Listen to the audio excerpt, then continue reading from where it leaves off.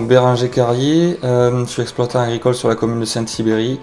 Je suis installé donc à travers une SCEA depuis un peu plus de 5 ans maintenant avec mon père et mon frère.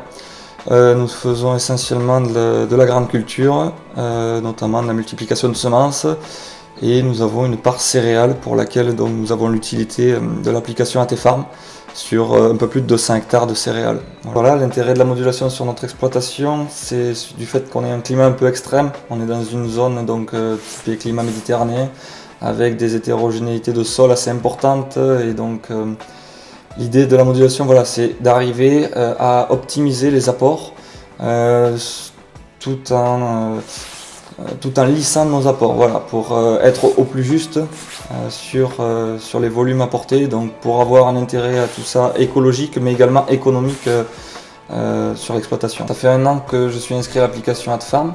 L'année dernière, donc, je m'étais inscrit et je suivais cette application depuis mon téléphone pour voir l'évolution de la biomasse de mes cultures, étant donné qu'elles étaient relativement homogènes, donc j'avais pas passé le cap de la modulation, et puis c'est cette année, lors des semis avec des conditions assez extrêmes niveau sécheresse et des levées assez hétérogènes, où j'ai décidé de passer le cap.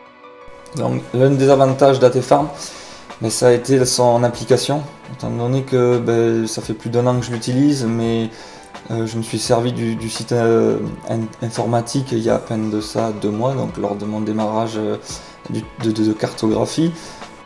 Et une fois connecté sur le logiciel AT-Farm, on peut donc voir le suivi de l'évolution de biomasse de nos parcelles. Partant de là, on a également plusieurs couches de vue, donc en mode biomasse N-Sensor ou biomasse classique. Et c'est partant de cette couche biomasse N-Sensor qu'on nous propose donc de créer une carte d'épandage. À cette carte d'épandage, c'est tout simple, c'est N-Sensor qui nous la calcule et à nous de la valider. Donc elle est déjà prête. On y met l'engrais avec la dose cible qu'on veut y appliquer. On met une quantité minimum, une quantité maximale. Partant de là, AT-Farm donc nous sort une carte de modulation, et à nous de valider avec lui si les zones collent avec la réalité. Partant de quoi on est toujours à temps de modifier, de mettre plus ou moins dans certaines zones. Voilà, donc ça reste relativement simple. Donc une fois la carte créée, je l'exporte vis-à-vis du logiciel dont je me sers. En l'occurrence là c'est du John Deere. Voilà, je les télécharge, je vais dans mes téléchargements. Hop. Je le récupère, c'est le RX6. Et là je récupère donc toutes ces données. Voilà. Copier, et je vais le mettre dans mon épandeur. Et là, je vais y arriver. Voilà. Donc j'ai toutes mes données dans mon épandeur. J'ai plus qu'à enlever ma clé USB et aller le brancher au tracteur.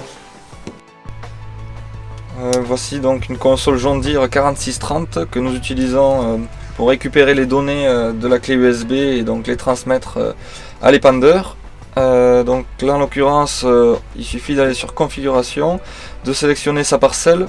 Le tracteur, étant donné que l'appareil est isobus, le tracteur a détecté l'appareil déjà. On sélectionne donc le produit qu'on souhaite appliquer, et dans la dose de contrôleur, il nous faut aller dans dose RX, et dans dose RX il nous faut importer. Ça met un petit moment, à rechercher la clé. Voilà, importer depuis la clé. Je sélectionne le RX.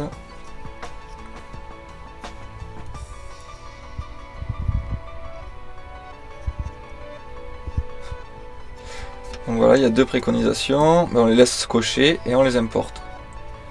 Ok, suivant. Donc elle apparaît ici, je la sélectionne, ok. Et donc nous voici avec la carte de modulation sur le tracteur.